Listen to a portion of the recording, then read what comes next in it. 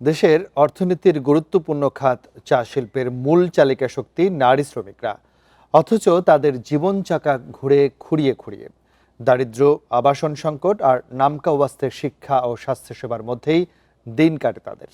নতুন সরকারের কাছে জীবনমান উন্নয়নের কার্যকর উদ্যোগ চান চা শ্রমিকরা। এভাবেই রোদ বৃষ্টি উপেক্ষা করে চা বাগানে নিরলস শ্রম দিচ্ছেন চা শ্রমিকরা, যাদের বেশিরভাগই নারী শ্রমিক। চা বাগানের শ্রমিকদের জন্য নির্ধারিত লেবার লাইন বা ঘরগুলো খুবই অস্বাস্থ্যকর ও অপর্যাপ্ত।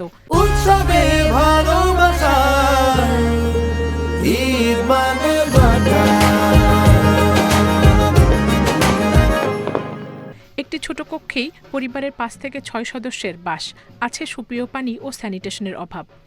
বৃষ্টির দিনে কি হয়, ঘুমাইতে পারি না, থাকতে পারি না, পানি পড়ে রাস্তা ঘরে। হাসপাতালে খালি গেলেই খালি না পা, পেটে ব্যথাও করলে না পা, আর মাথা ব্যথাও করলে না পা। প্রতিদিন 20 থেকে 25 কেজি পর্যন্ত চা পাতা তুলতে হয় নারী শ্রমিকদের। অথচ পুরুষদের তুলনায় নারী শ্রমিকরা বৈষম্য ও শোষণের শিকার হন বেশি। কর্মক্ষেত্রে দীর্ঘ সময় কাজ করলেও পুরুষের তুলনায় অনেক কম মজুরি জোটে তাদের। নারীদের জন্য বাগানে নেই পর্যাপ্ত পয় ব্যবস্থা কিংবা বিশ্রামাগার।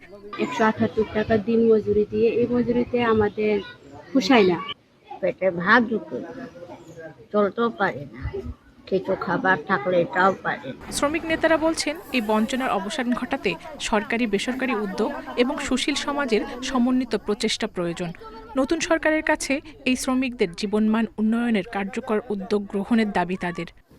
ম্যাটারনিটি যে বিষয়টা আছে ওইটাও কিন্তু সরকার কিন্তু 6 মাসের ম্যাটারনিটির বিষয় বলা হয়েছে, 4 মাস আইনগতভাবে আছে, ওইখানেও কিন্তু সরকারের দেখার বিষয় আছে। পাশাপাশি সময় আইনের যে বৈষম্যগুলো আছে নারীদের বিষয় বা চা বাগানের শ্রমিকদের বিষয়ে যে বৈষম্যগুলো আছে সেটাও কিন্তু খতিয়ে দেখার দরকার আছে। বাংলাদেশের চা বোর্ডের নিবন্ধিত 167টি চা বাগানে কাজ করেন প্রায় 1.5 লাখ নারী শ্রমিক। এর মধ্যে মৌলভীবাজার জেলায় রয়েছে 92টি বাগান, যেখানে প্রায় 1 লাখ শ্রমিক কাজ করেন, যাদের মধ্যে 60% নারী। Independent news.